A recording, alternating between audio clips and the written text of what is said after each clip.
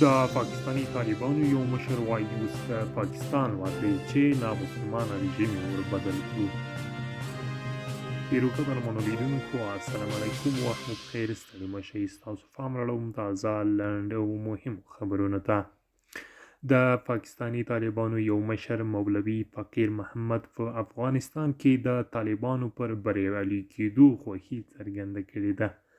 فقیر محمد له زندانه تر خوشي کېدو وروسته خپلو پلویانو ته لومړنۍ وینا کې ویلي دا انصاف نه دی چې په افغانستان کې د طالبانو له لوري د رامنځته شوي شرعي نظام پلوي کوي، خو په پاکستان کې د نامسلمانه رژیم حاکم وي.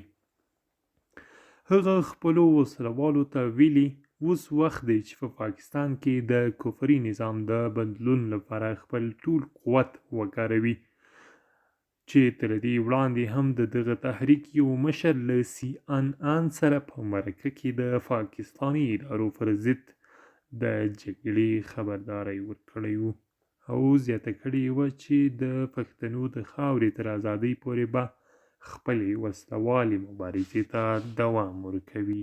او په یو بل خبر کې به واورئ چې د ایران او چین ولسمشرانو د افغانستان په اړه مهمې خبرې کړې دي. د ایران ولسمشر سید ابراهیم رئیسي یوډامه ورځ خپل چینایي سیال شي جین پینګ سره ټلیفوني خبرې کړې دي. د دې خبرو په ترڅ کې شي جین پینګ ټینګار کړی ترڅو له ایران سره افغانستان کې د نویو پرمختګونو په اړه خپلې همکارۍ او همغږي ته پراختیا ورکړي.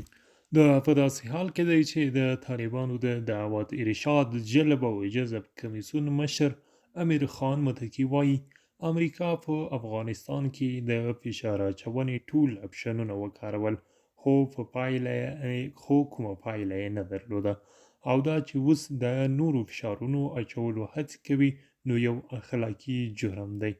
متقي ټینګار کړی چې د افغانستان اسلامي امارت له ټولو هیوادونو سره ښې او پراخه اړیکو ته زمینه سازي کوي او موږ به په راتلونکي کې یو باثباته، پرمختللی او باسیاله هیواد او یو اسلامي نظام ولرو.